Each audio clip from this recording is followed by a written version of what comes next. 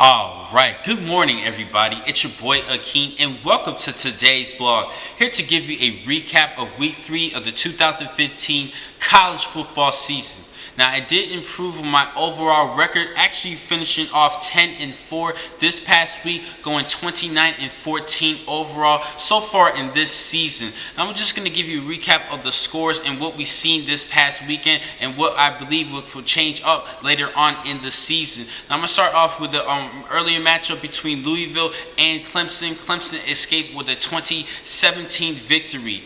Michigan State actually had a good performance by quarterback Connor Cook, who had 4 touchdown passes to lead the Spartans to the 35-21 over Air Force in that matchup. Both those teams were actually headed to the game undefeated, and then Michigan State could remain undefeated. Next up, Northwestern held Duke 19-10. They remained undefeated as well in the Big Ten Conference. Next up, a game that actually had wrong between Memphis and Bowling Green. I went with the Falcons in this one, but Memphis pulled off the 44-41 victory in this matchup, and I think that this Memphis team can be is the front runner for the American Conference this season.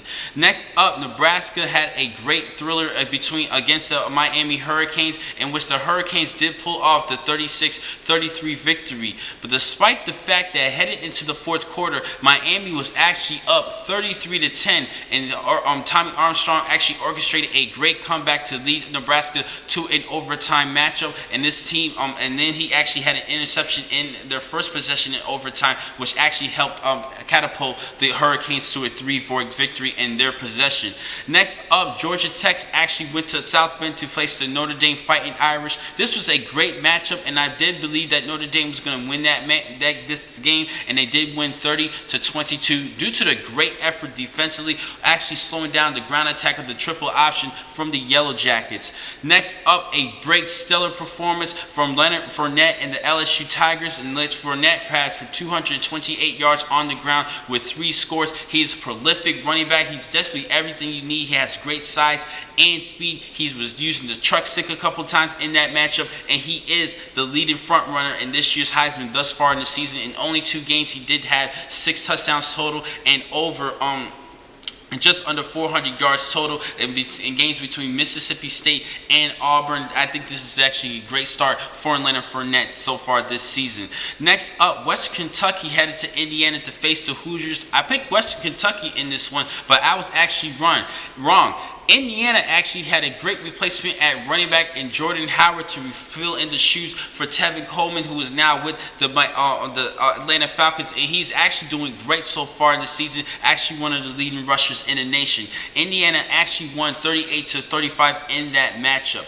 Next up, Georgia UGA crushed South Carolina 52-20 in a good SEC East matchup, and I think that they have a good ground attack with solely Michelle, as well as their leading rusher, and Nick Chubb. He had another 100-yard game, and he is 1 game shy of most consecutive 100-yard games, passing Herschel Walker.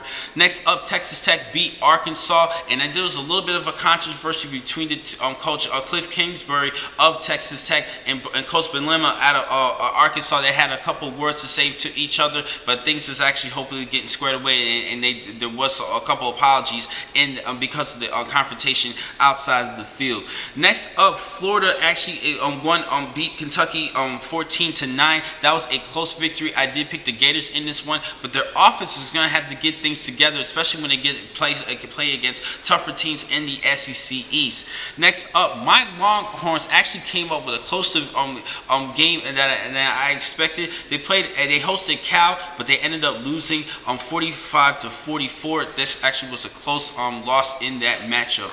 Next up, Stanford played against USC. That was a great upset game this past week. They played at USC and won 41-31. That was actually a pick that I actually had wrong as well. I went with USC in this one. I thought their speed was going to do good enough to play against Kevin Hogan, but Kevin Hogan actually did a great job as far as throwing the football in that matchup, and that's why the Cardinals actually won, and they played good enough defensively.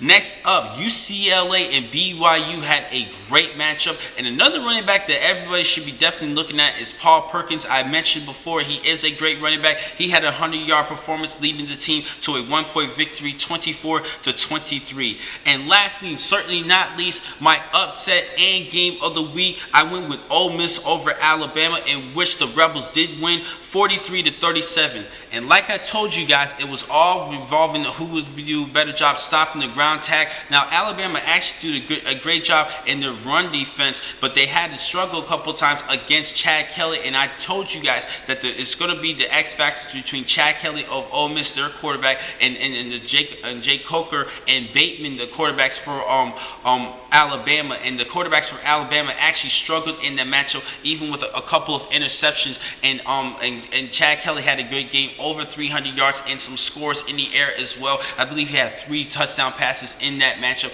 and that is exactly why that Ole Miss did win. And Ole Miss run defense did a great job just slowing down Derrick Henry. They did what they had to do in order to stop him in that matchup, just good enough. Now, he did had a good game overall. Talking about Derrick Henry, over 100 and I believe over 120 yards in that matchup. But I did like the play of Robert Kendichi. He had a couple of tackles for loss. He had a stellar performance, and he is one of the top prospects for the 2015 NFL Draft. Now, that wraps things up for today. The next time I'm going to catch you guys will be later on this week on Thursday, where I will give you my key matches and predictions for week 4 of this season. Thank you for watching this vlog. I'm your man, Keenan McCall. Be easy.